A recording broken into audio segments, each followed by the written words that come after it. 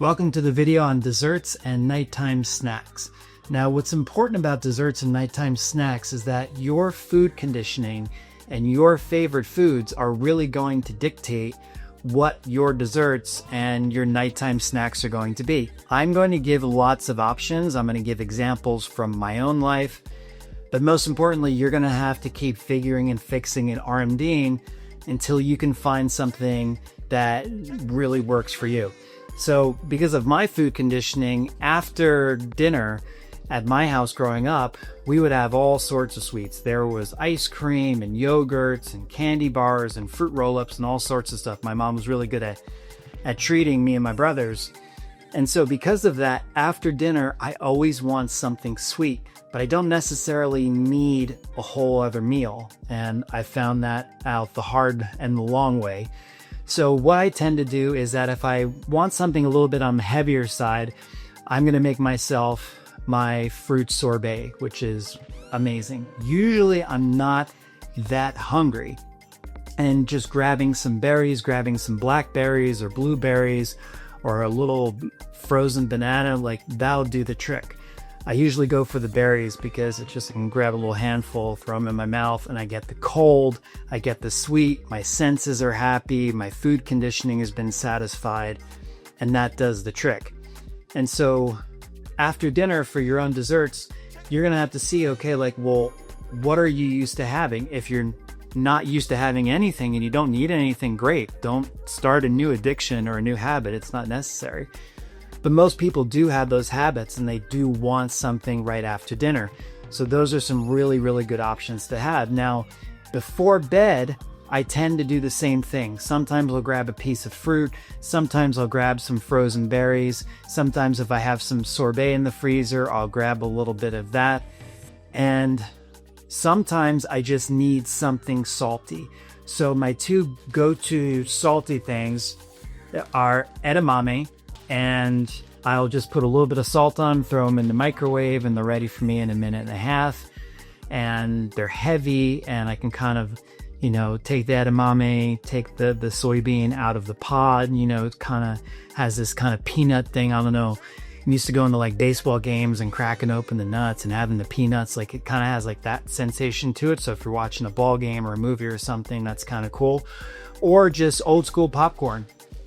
And what's important with popcorn, microwave popcorn, there's as many calories in a bag of microwave popcorn, especially the butter flavors, that's in like a Big Mac. They're just loaded with oil and tons of salt.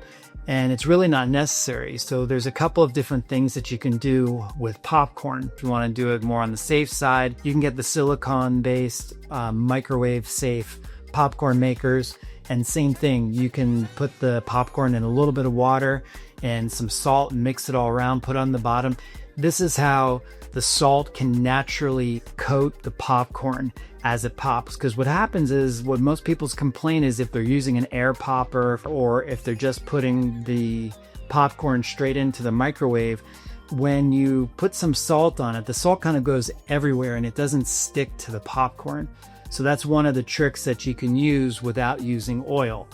And one of the last things that you can do to really spice it up is that if you want to use a little bit of oil, you can lightly spray some olive oil on the popcorn, and you can put some nutritional yeast, which gives the popcorn a cheesy flavor. You can put some garlic powder in there, a little bit of salt, mix that all up, and you have like gourmet extreme popcorn.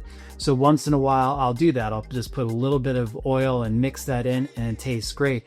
And if I'm kind of on a popcorn run where I'm having it often for whatever reason, the water and salt thing works really well because the popcorn is salted and I didn't have to put butter on it or anything in order to get that salt on.